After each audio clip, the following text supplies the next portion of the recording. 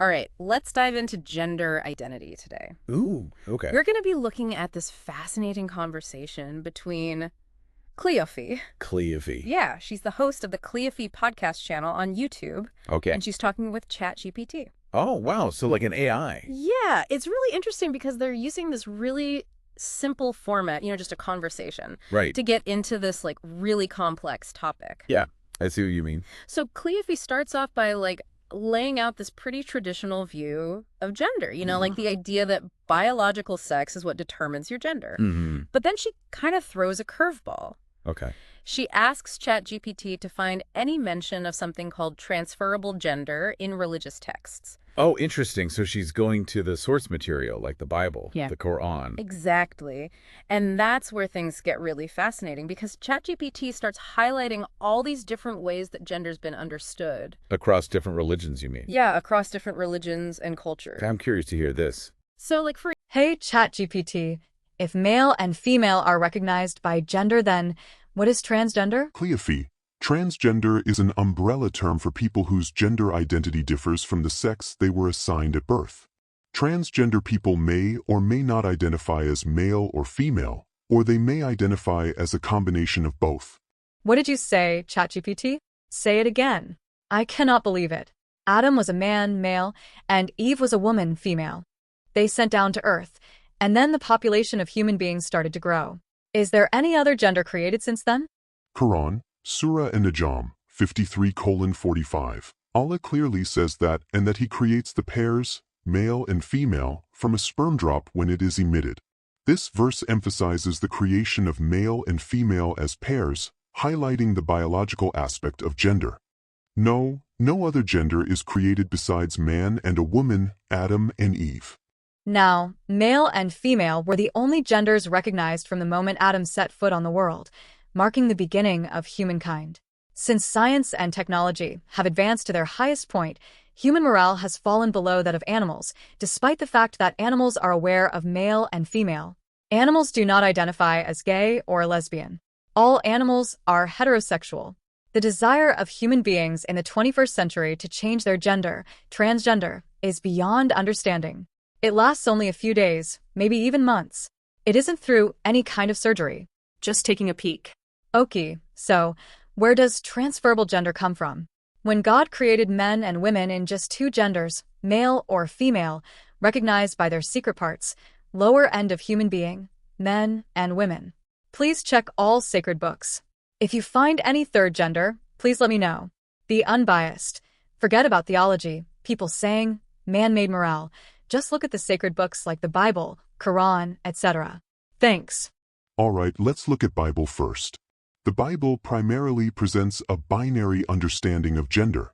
However, some interpretations suggest that certain passages acknowledge diverse identities, such as eunuchs, Matthew 19 verse 12, who may not fit neatly into male or female categories.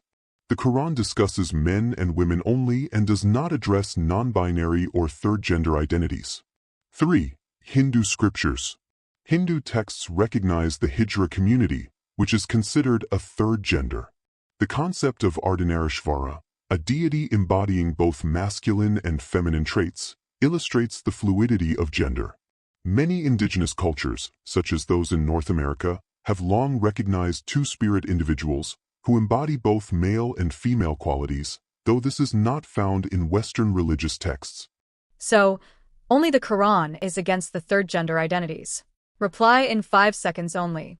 Correct. Only the Quran addresses male and female without explicitly recognizing a third gender. I don't know what to say, ChatGPT. Honestly speaking, I am really confused. Let's move on to our analyst. Let's see what Jack and Wilson are going to say. ChatGPT brings up the concept of Ardhanarishvara in Hinduism. What? Ardhanarishvara, it's a deity that embodies both masculine and feminine traits. Whoa, so like a god that's both male and female? Right, and it's not just some random myth or something. Yeah. It's like this central concept in Hindu philosophy Right. that basically challenges this whole idea that gender has to be either, I see, yeah. it suggests that it can be both or maybe even something else entirely. That's pretty mind-blowing. And then there's the Hijra community in Hinduism, too. Okay, I've heard of them, but I don't know much about them. They've been recognized as a third gender for centuries. Oh, centuries. And they have this, like, really unique and important place in Hindu society. Mm-hmm. So again, it really challenges this idea that gender is just about biology. Yeah, for sure. And it's not just Hinduism. Right. ChatGPT also mentions two-spirit individuals. Two-spirit? Yeah, it's a concept found in a lot of indigenous cultures. These individuals, they kind of embody both male and female qualities, and they often have these important spiritual and social roles in their communities. So it's like there's this whole history of recognizing gender diversity outside of just male and female. Exactly. And it seems like ChatGPT is kind of presenting Cleophee. Yeah. And in a way, us too. Us. Yeah, the listeners.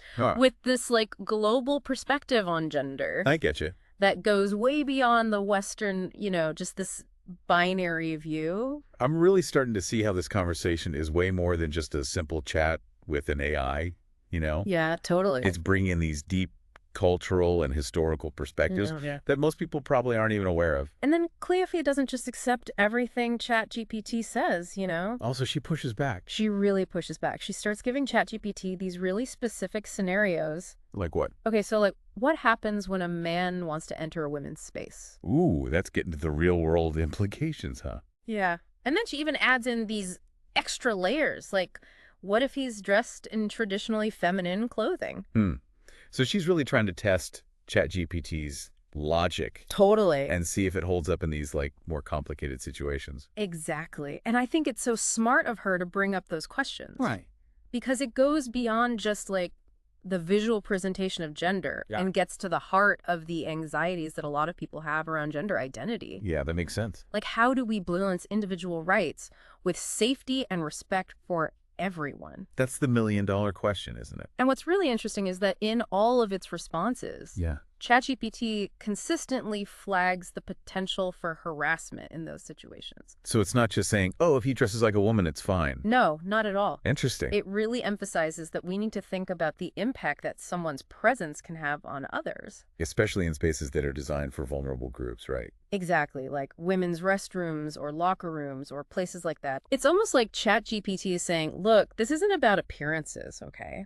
It's about respecting boundaries and understanding how our actions can affect other people. Yeah. Which I think is such an important message, especially in the world we live in today. I agree. It's about more than just individual expression. It's about the collective well-being. Right. And finding ways to navigate these complex situations in a way that honors everyone's dignity and safety. It's a delicate balance for sure. And then this leads perfectly into the next part of their conversation. Okay. What's that? The legal implications of transferable gender. Ooh, that's where things get really tricky. Yeah, because Cleophee brings up these laws that exist in some Western countries. Like where? Like Canada, for instance. Okay. And these laws actually allow individuals to change their legal gender. Wait, really? Even on a daily basis. Whoa, so like someone who wake up one day and decide they're a man and then the next day decide they're a woman. Yeah, and then access facilities that align with their chosen gender that day. That's... I know, right? It's definitely a controversial topic. It's a hot button issue for sure. Yeah, no kidding. I can already see how this is going to get complicated. Oh yeah, this is just the tip of the iceberg. Buckle up. And she even brings up this like comparison to animals. Right, like people saying it's animalistic thinking or something. Yeah, I thought that was a bit much, honestly. I mean, it does raise questions about, like, how we view humans compared to animals, right? Totally. But beyond that, I think it reflects this underlying discomfort with gender being fluid. Like people are scared of change, maybe? Maybe, yeah. Like if gender can change, then what else can change? And I think some people are also worried about those laws being misused. Oh, yeah, definitely. Like what if someone pretends to be trans just to... get access to women's spaces for bad reasons. Right. Cleophee brings up those kinds of scenarios, too. And what does ChatGPT say to that?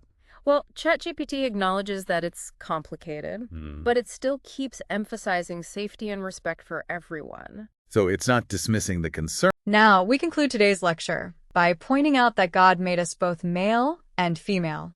Be mindful of that. Don't break the law of God, the Creator. Otherwise, He will destroy you. Because of their involvement in gay and lesbian activities, the nation of the Prophet Lut was abolished and destroyed as punishment. You can check in the Quran the story of the nation of Prophet Lut. This universe belongs to God Allah. Do not violate it. See you in the upcoming video. If you would like me to discuss a certain issue, kindly leave a comment below. I'll see you then. So today we're diving into something pretty special, pretty fundamental. Yeah. We're going to be looking at Al-Fatiha, the opening chapter of the Quran. Right. And as you probably know, it's recited in every single prayer, which means it's kind of like, I don't know, the foundation. Yeah, the cornerstone. The cornerstone of Islamic practice, you know. Absolutely, yeah. Once again, everyone, this is our sister channel, Cleop Podcast 76, launched a few months ago. Here we review chapters of the Quran in very simple terms. Trust me, it got a wealth of knowledge. The YouTube channel link is given below for you to take a peek. Please like, subscribe, and share with others in order to spread the word.